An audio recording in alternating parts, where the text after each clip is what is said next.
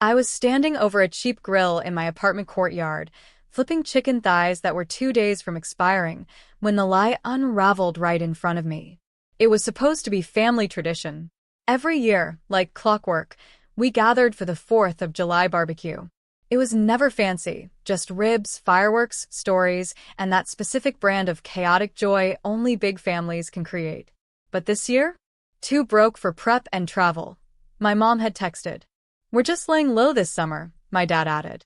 Even my sister, Serena, said, "Girl, nobody has the energy. Let's skip it this year."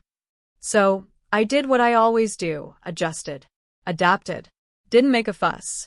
I picked up a $6 tray of meat, threw some frozen corn on the side, and grilled by myself like a fool. I even played some old music to fake the vibe. I didn't blame them. Until my phone buzzed.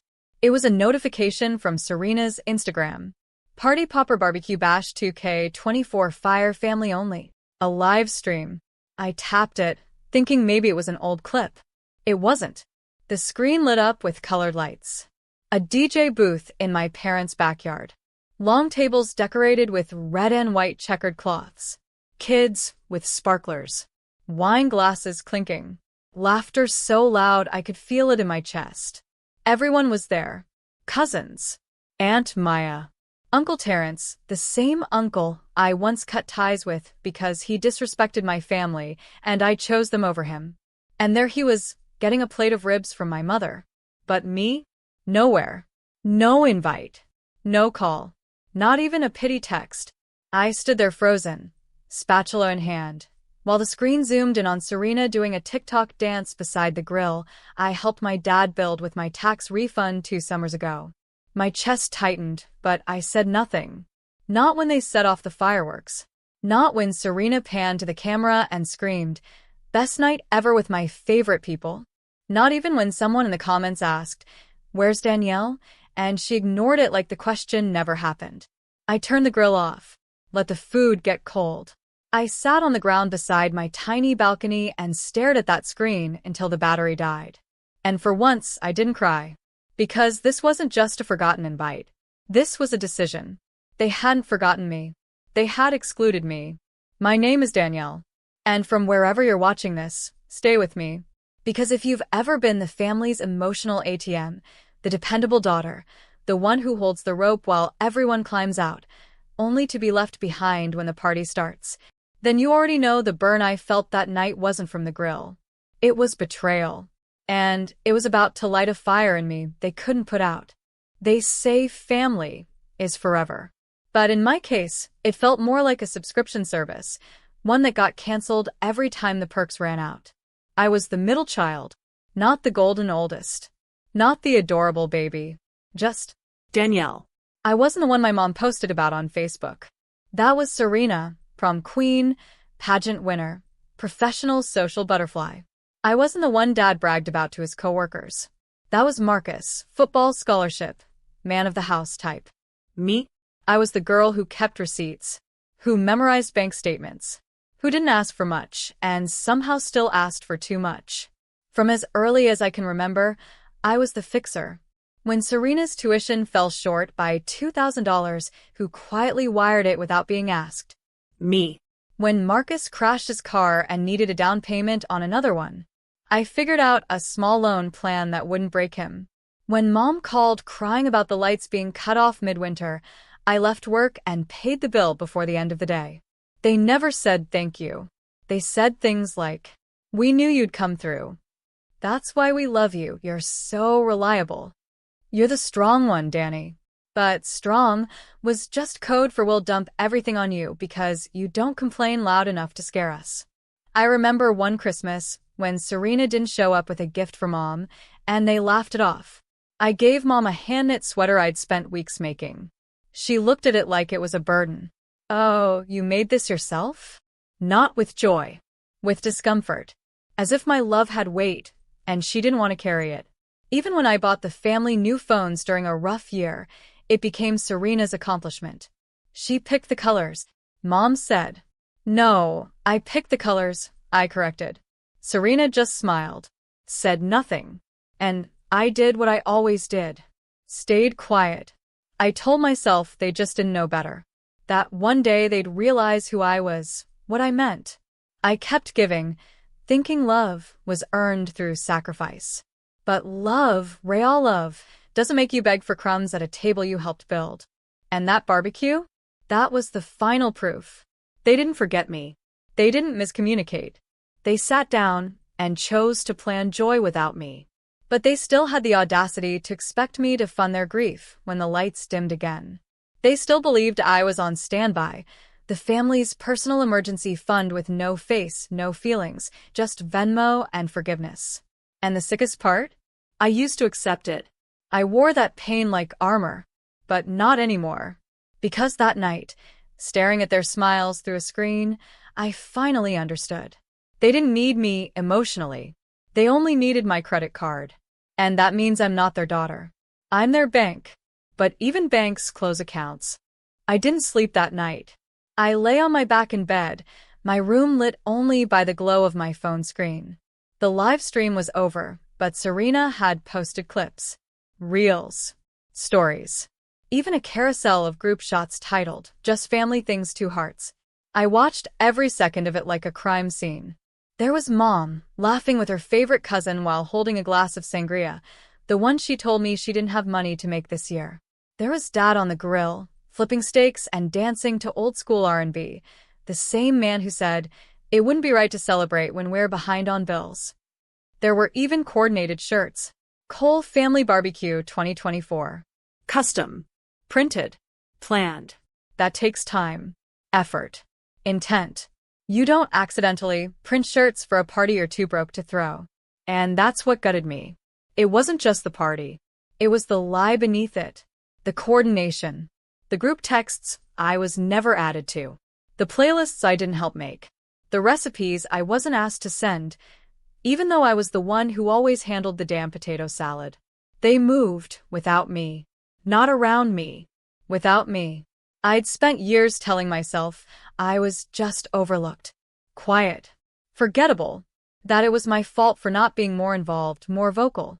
But this time, I had asked. I offered to help. I even volunteered to host it at my place to save them the trouble. They said no. And then they partied like I didn't exist. What hurt the most wasn't the stream itself. It was a message I got while doom scrolling through the comments. A DM from my cousin Lacey. "Didn't know you weren't coming. I asked Serena if you'd be late, and she just shrugged. Shrugged. As if I were a guest who canceled last minute. As if I hadn't been deliberately erased from the plan. I lied to Lacey and said I had work, but that lie sat in my throat like gravel. Because I was done covering for people who never once covered for me. I thought about every time I made excuses for them. They're just stressed. They didn't mean it like that. Maybe they forgot to add me to the invite. But forgetting is a mistake. This was a strategy. I sat there watching a video of Serena popping a champagne bottle while shouting, "To chosen family." And something in me snapped. It wasn't rage. It was clarity. They weren't going to change. They weren't suddenly going to wake up and value me. They liked it this way. Because valuing me would mean acknowledging what they took. And people like them? They don't like facing the people they drained. They just like texting them when the bills are due. I closed the app, turned off the lights, and stared into the dark. I wasn't just left out. I was finally done. The text came at 8:13 a.m. the next morning. I hadn't even made coffee yet. "Dad. Hey, sweetheart. Can you send over the $4,600 for the utility bills this month? We're really counting on you." No good morning. No apology. No explanation for the fireworks I watched explode over a house I used to call home. Just bold-faced entitlement, wrapped in sweetheart.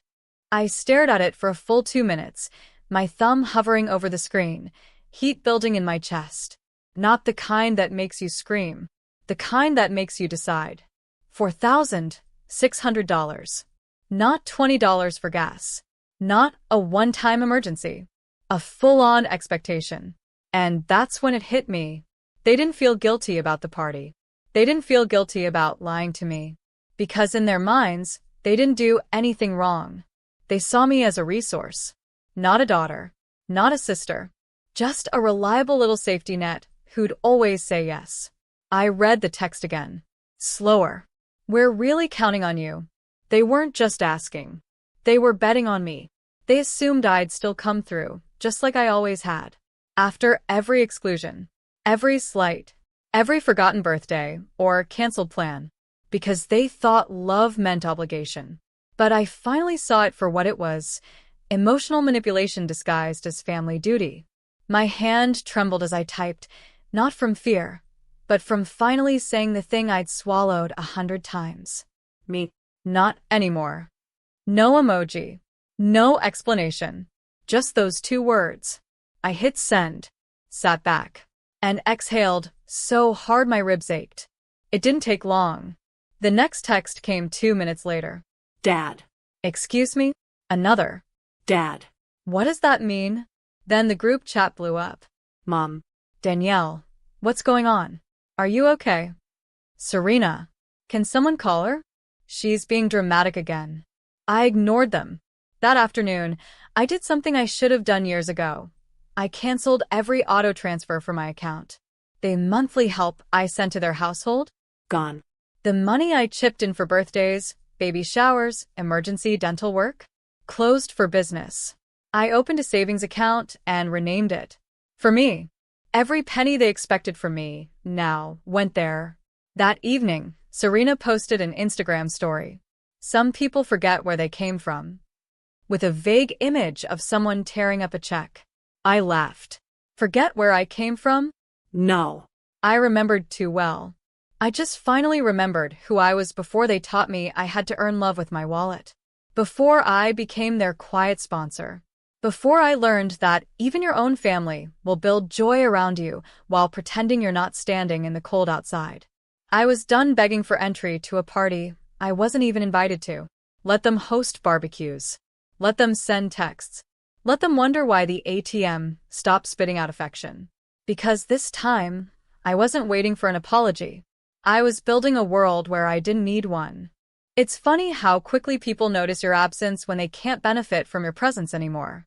The first week after I sent "not anymore," the group chat went quiet. I think they assumed I was just throwing a tantrum, that I'd cool off, cave in, and come crawling back like always. But I didn't. I didn't text back. I didn't answer calls. I didn't check Serena's stories. I let the silence grow. And like clockwork, the cracks started to show. On Thursday, my mom sent a voice note. Fake sweet, guilt-laced. Danielle, honey, we're worried. You're being distant. We didn't mean to hurt you. Didn't mean to hurt me? They meant to exclude me. That part wasn't accidental. Then Dad followed up with his signature passive-aggressive line. I just hope this new attitude of yours doesn't cost you the people who love you most. The people who love me? You mean the ones who threw a whole party and pretended I was dead? The ones who lied straight to my face and then expected $4,600 the next day? Right. So, I responded with the most brutal thing I've ever done. Nothing. No reply. No reaction. I changed the notification settings on my phone so texts from Mom, Dad, and Serena didn't even light up my screen. But I made time for one person, my little brother, Jesse. He's younger, quieter, and always stuck between being loyal and being afraid. He texted me, "Are you okay?" And for once, I told him the truth. Yeah, I'm actually more okay than I've ever been. Just finally drawing the line. He responded, "I get it." That's all he said. But it was enough. The rest of the family, though, they didn't get it. Because for the first time in their lives, the Danielle they knew, the helper, the giver, the fixer, was gone. And suddenly, they were flailing. Aunt Maya messaged me about pitching in for Grandma's birthday gift. I didn't respond. Serena sent a screenshot of a GoFundMe she made for unexpected medical bills. I didn't click it. Mom called from a different number. I blocked it. And in the meantime, I booked myself a weekend getaway. Somewhere quiet. Somewhere warm. I took the money I would have sent to them, and I paid for a massage, a silk robe, and a balcony view of the ocean. No one asked me if I was okay, so I stopped asking them if they were. I started journaling again. I bought new plants. I joined a book club that didn't include people who only remembered I existed when rent was due. And one night, as I ate takeout on my couch in peace, Serena posted this on her story. When you finally put yourself first, selfish people start calling you changed. The irony nearly knocked the rice out of my mouth. They couldn't believe I'd stopped pouring into a family that treated me like a spout, something you turn on when you're thirsty and shut off when you're full. But I wasn't a faucet anymore. I was a flood. And they were going to learn what it felt like to be left in the drought they created. The first real sign that they were struggling came through my email, a forwarded notice from the power company, addressed to my parents. Urgent. Second notice. Scheduled shut-off pending. It wasn't even sent to me directly. No, my dad just forwarded it with a single line. This is what happens when you ignore your responsibilities. Responsibilities? I laughed. Out loud. In public. I was sitting at a coffee shop, sipping a $7 lavender latte that I didn't feel guilty about for once. And this man, this father, was trying to shame me into feeling bad for no longer carrying his load. I deleted the email. 2 days later, Serena texted, "You're making everything harder than it has to be." No, how are you?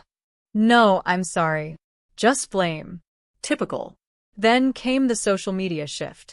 For weeks, Serena had been posting party photos, beach selfies, and passive-aggressive captions about outgrowing people. But suddenly, her feed went dark. Instead, I got tagged in a post by someone else. It was a screenshot from a local gossip page, one of those messy Instagram accounts that expose everything. The headline? Cole family GoFundMe sparks backlash. Sister of viral barbecue snubbed from fundraiser? Underneath were comments like, "Wait, this is the same family that left her out of that barbecue, right? Didn't she used to pay their bills? LOL, now they want her money?" The audacity. Apparently, someone pieced the story together. People remembered. That live stream? It had burned its way into the internet's memory. And now, the same people who cheered their party were dragging them for begging. Their GoFundMe raised $92. The goal was $10,000. Meanwhile, my inbox was filling with requests for interviews. People wanted to hear my side. Podcasts. Local news. One reporter offered to fly out and do a video feature. I declined. Because my revenge wasn't going viral. It was living well. I posted one photo, just one. Me on a balcony in a silk robe, holding coffee, ocean behind me. No caption. And yet, somehow it said everything. Serena texted me, "You really think you're better than us now?" I didn't respond. Mom tried next. "You're embarrassing the family." To which I almost replied, "You embarrassed yourselves." I just stopped cleaning up after it. But I didn't send it. Silence was better. Silence was louder. Then Jesse messaged me one night. "They're freaking out. Dad's blaming everyone. Mom keeps crying." Serena deleted Instagram. I asked, "How are you holding up?" He replied, "Better now. I think I needed to see all this. I used to think you were just moody. But now I get it. You were exhausted." That was the moment I knew I'd made the right choice. I didn't want to destroy them. I just wanted to stop disappearing for them. Let them feel what it's like to live without me. Not because I want them to suffer, but because I want them to learn. Love isn't a transaction. And loyalty without respect is just self-betrayal. It was a Sunday. Quiet. The kind of day made for healing. Soft sunlight, clean floors, music low in the background. I had just made cinnamon tea and lit a new candle when the buzzer rang. I wasn't expecting anyone. When I looked through the peephole, my stomach didn't twist. It hardened. There they were. Mom. Dad. And Serena. All standing in the hallway of my apartment building, dressed like they were going to church, not storming the gates of the daughter they left out. Dad stepped forward and pressed the intercom again. "Danielle. We need to talk." His voice was tired, rough around the edges. I picked up the receiver, but didn't buzz them in. Instead, I just said, "Now you remember where I live?" There was a pause. Then Mom's voice, soft like a blanket over a weapon. "We didn't mean to hurt you. Can we please come in?" I almost laughed. Come in? After they pretended I didn't exist on the one day that used to belong to all of us? After lying, excluding, and then expecting me to pay their bills? Serena tried next. We didn't think it would turn into all this, okay? It was supposed to be simple. A low-key thing. It got big. We didn't mean to go behind your back. Stop, I said. The line went quiet. I could hear them shifting awkwardly, like kids waiting for a scolding. It was poetic. I took a deep breath and said what I had rehearsed in my mind for weeks. You needed me when you wanted food on the table. But I needed you on barbecue night. And you weren't there. Dad muttered something. I didn't care what. I kept going. You celebrated behind my back. You lied to my face. And then, like always, you only came looking when something broke. We're your family, Mom snapped. No, I said, calm and clear. You were. But family doesn't use silence as punishment and love as a transaction. Serena's voice trembled. You're being dramatic. I smiled. There it was. The old poison in a new bottle. No, Serena. This is called a boundary. You're just not used to seeing me with one. Dad knocked again. Danielle, come on. Let us in. And I said the most liberating words I've ever spoken. No. Just that. No screaming. No crying. No open arms. No more justifying my pain to people who refuse to feel it. I hung up the receiver and walked away. They stayed out there for another minute, maybe 5. But eventually, I heard their footsteps retreat. Slow. Heavy. I didn't look through the peephole again. I didn't need to. I already knew how they looked when they left. For the first time in my life, I wasn't standing at the door, hoping they'd return. I was standing behind the door, relieved that they were finally on the other side of it. And for the first time ever, that door was closed for me. It's strange how quiet life becomes when you stop bleeding for people who never brought you bandages. Weeks passed after they showed up at my door. No more calls. No more guilt texts. No more GoFundMe links. The silence didn't scare me anymore. It healed me. I filled that quiet with things that made me feel alive.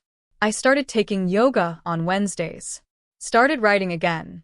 Not in a journal hidden from shame, but in a blog where strangers left kind comments.